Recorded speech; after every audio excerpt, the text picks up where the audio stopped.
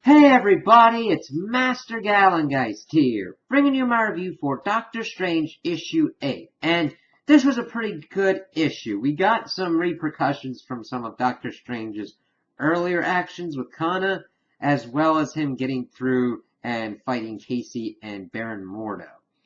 So, we get back into the action and we see that Doctor Strange is trying to reason with Casey, but it's really not having any effect. And Mordo's pretty much telling him that you can't reach her. She's got no soul. All she's really programmed to do is attack, attack, attack. And we see that Doctor Strange gets stabbed with one of the spears that she has. And Casey's not letting up. She is a magical powerhouse force going in at Doctor Strange, but Strange is trying his best to not harm her any more than what she already has been harmed. And Mordo's listing off all these new magical items that she's got and how powerful they are. We see her using some of them in action, these gauntlets of a Celtic god. And Strange is doing his best to hold her off, and she eventually starts going to the people around in Japan, like taking out buildings and everything. And Strange's like, Casey, stop that. They're innocent people. Mordo's pretty much telling him this is the price. Either you die or she dies. Either way, we'll pay the price. And Mordo's bringing that up constantly, being he's been going around using all this magic. What's the price that he's paying? And this is what Mordo's trying to get him for that price. He's like, I'm not even the bad guy here. I'm just an enforcer. It's like, huh. Mordo usually doesn't like being the enforcer in these situations. So him to like freely admit that's a big kind of thing that we'll have to see going later on.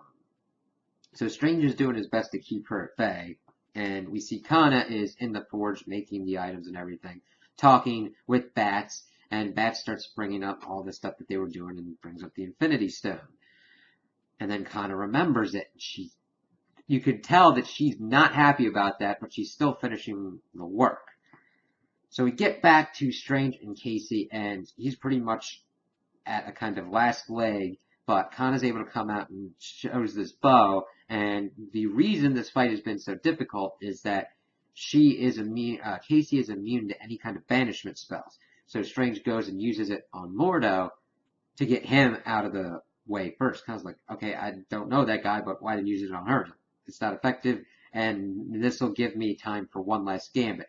He creates this shell and asks Bats and Kana if they'll help him try one last thing in that Casey does not have a soul. So he's trying to figure out, okay, I use all of our souls, take a little bit, make a transfusion to try and get to her. It's like, yeah, that makes sense. And kind of like, listen, before he even gets into it, she's like, listen, if it's to save the girl, let's do it. And he's able to do it, and he's trying to get to her, explaining how sorry he is about everything. Mordo's there, back and kind of just gloating and everything, but Casey's like you and shoots off because Mordo was about to shoot a fireball at them, but her fireball counteracts his and like takes him, and he's like, you have to pay the price, as he kind of disappears. Like, yeah, that's not the last we've seen of Baron Mordo. So Casey's back to normal-ish because she doesn't have her own soul, just a couple of infusions of soul. Not even remarked that, yeah, it was pretty freaking exhausting. She's like, why do I have to fight the urge to bark? It's like, that's just part of the transfusion and everything. Casey says, listen, you did everything you could. Thank you for that. But I kind of have to go out and try and find my soul myself. I can't tell you who the person is because of the spells, but he's a new player that's in charge, who's above Baron Mordo, and you gotta stay vigilant. Like, oh, crap, man. Yeah. So Casey then goes off on her own journey to find her soul. We then get back to the Sanctum Sanctorum, and Strange then has to deal with Kana. And Kana's pissed off. She's like, I'm not pissed off about the stone. You invaded my mind and wiped my memory and everything about that. And she brings up that he's still arrogant. He has to feel smarter than everybody in the room. And that the reason everybody leaves him is because you make them feel stupid. As she leaves, and then Doctor Strange closes the door when it's only him and Bats. And it's like, wow. Yeah, that's usually a hallmark of Strange, but the thing is, it goes with the whole heavy is the head that wears the crown kind of deal. Except in this case, it's more the cloak and the whole title of the Sorcerer Supreme. Granted, he does have to deal with and pay the price that magic costs, which I think is going to be the kind of theme going for the next kind of arc.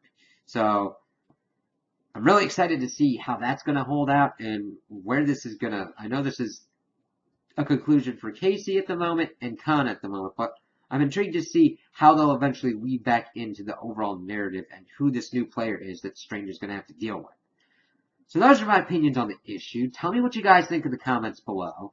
If you liked it, if you didn't like it, if you agree with me, if you disagree with me. Also like and subscribe, and I hope you have a good day.